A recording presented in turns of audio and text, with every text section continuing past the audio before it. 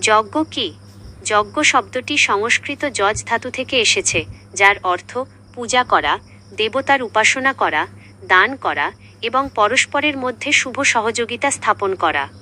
সনাতন ধর্মে যজ্ঞ কেবল অগ্নিতে ঘৃত, তিল বা নৈবেদ্য আহুতি দেওয়ার অনুষ্ঠান নয়, এটি ঈশ্বর, প্রকৃতি, সমাজ এবং সমগ্র সৃষ্টির প্রতি কৃতজ্ঞতা প্রকাশের এক মহৎ আধ্যাত্মিক সাধনা।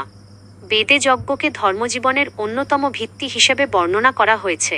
ঋগ্বেদ, যজুর্বেদ, সামবেদ ও অথর্ববেদে যজ্ঞের বিভিন্ন বিধান ও উদ্দেশ্যের উল্লেখ রয়েছে।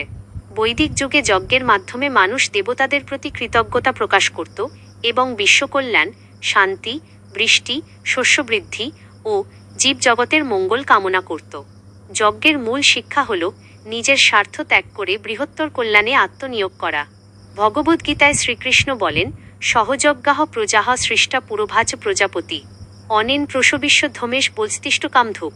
অর্থাৎ সৃষ্টির আদিতে প্রজাপতি যজ্ঞসহ প্রজাদের সৃষ্টি করে বলেছিলেন, এই যজ্ঞের মাধ্যমে তোমরা উন্নতি লাভ করবে, এটি তোমাদের অভীষ্ট কামনা পূরণে সহায়ক হবে। গীতায় আরও বলা হয়েছে যে নিঃস্বার্থভাবে কর্তব্যকর্ম সম্পাদন করাও এক প্রকার যজ্ঞ। তাই জ্ঞানযজ্ঞ, তপস্যাযজ্ঞ, দানযজ্ঞ, জপযজ্ঞ, প্রাণায়ামযজ্ঞ এবং সেবাযজ্ঞের কথাও শাস্ত্রে উল্লেখ আছে। কলিযুগে নাম সংকীর্তন ও ঈশ্বরের নাম জপকে বিশেষভাবে শ্রেষ্ঠ যজ্ঞ হিসেবে প্রশংসা করা হয়েছে।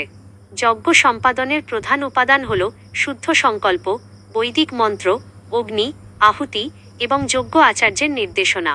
তবে বাহ্যিক আচারই যজ্ঞের মূল নয়, অন্তরের পবিত্রতা, নিঃস্বার্থতা, আত্মসংযম এবং ঈশ্বরভক্তি যজ্ঞের প্রকৃত প্রাণ।